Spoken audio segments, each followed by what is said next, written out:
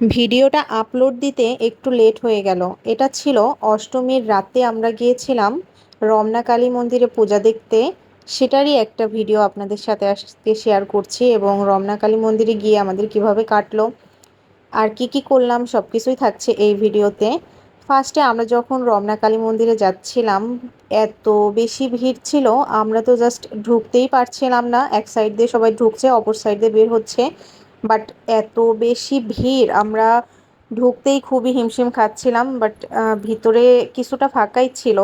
তো অনেক চেষ্টার পর যখন আমরা ঢুকতে পারলাম, তো এখানে পুজো মণ্ডপের মধ্যেও দেখলাম অনেক লোকজন, তবে তুলনামূলক দাঁড়ানো যাচ্ছিল এটাই। আর আমার মামুনি আজকে অনেক বেশি খুশি ছিল। তো ওখান থেকে ঠাকুর দেখেই বের হয়ে দেখলাম এখানে বিভিন্ন দোকানে বিভিন্ন ধরনের ভ্যারাইটিস খাবার আছে। তো আমরা এখান থেকে লুচি আর সবজি খেলাম।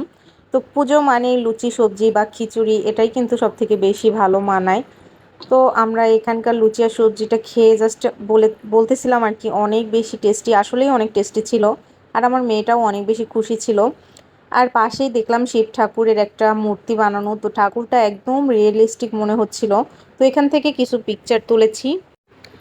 তো এতক্ষণ যারা আমাদের ভিডিওটা দেখলেন সবাইকে অসংখ্য অসংখ্য ধন্যবাদ।